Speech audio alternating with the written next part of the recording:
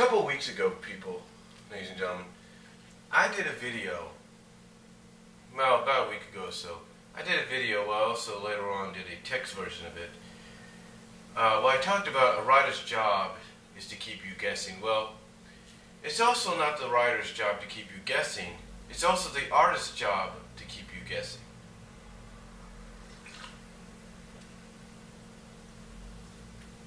Because as the title says above, looks can be deceiving. And it's very true. Looks indeed can be deceiving. You know, recently I watched a review. I guess it was a young kid and all that. Reviewing Universe number 44. And basically three of the four main suspects as to who the traitor could be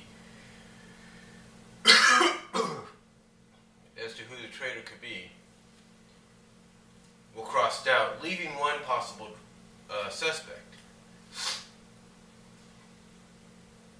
Now, as I've said before, as I said in the video and I said in the text, the obvious choice, it seems that a certain princess, if you will, is the obvious choice. But again, that all goes back to the writer's job is to keeping you guessing. The artist's job is to help the writer keep you guessing by making looks, as the video says up there, by making looks be deceiving. By basically making you see what you think you see, not be the real thing. Excuse me. Not be the real thing. In other words,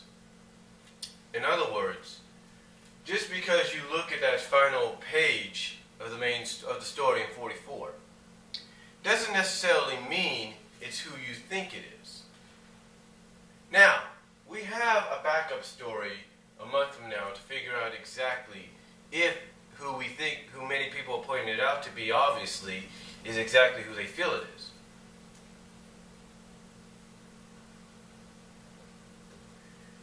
But guess what? We got a new wrinkle given to us today.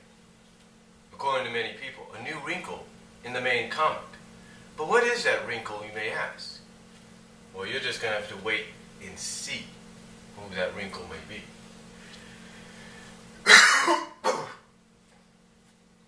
Let's just say it involves a wizard. That's all I'm going to say. But it's a new wrinkle.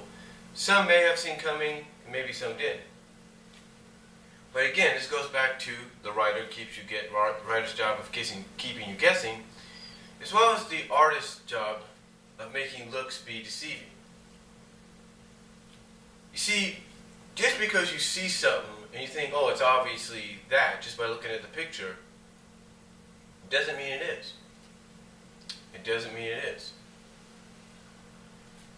For we know, it could be something else, right? And again, this all goes back to artist's job is to make looks be deceiving, or is making what you see be deceiving, or something like that. But that's basically their job, is to make you think what you're seeing be real, but not. Sort of an illusion, if you will. And that's basically what it is. It's like an illusion. You think you're seeing something that gives you the straight answer right there. You think you got something that's giving you a straight answer right there, but the fact of the matter is you're not. You could be deceived into believing it, and then in comes something else, just like the writer. Just because the writer's stories make it so obvious that it could be who or what you think it is, and then later on it turns out to be something else. You see, to a lot of fans, the most obvious choice to the traitor is Sally because of her situation. Now, some, like I said in the writing portion, have told him on the right in the video and in the text version is that her category would be the category of traitor for her would be unwilling traitor. But you see, just because it's unwilling doesn't mean. Okay, what I'm saying is that just because we say she could fall in that category even as well to be the traitor, doesn't mean she is. One person pointed out something about another character that seems to be the less suspicious, and that's Rotor. See, Rotor, what does he have to gain? No one really knows, unless, of course, you take a look exactly what was talked about today with the release of 241, which has ended up in the hands of several subscribers so far. 241, like I said, shows something, an added element, if you will, of the wizard/king that I don't think anybody saw coming.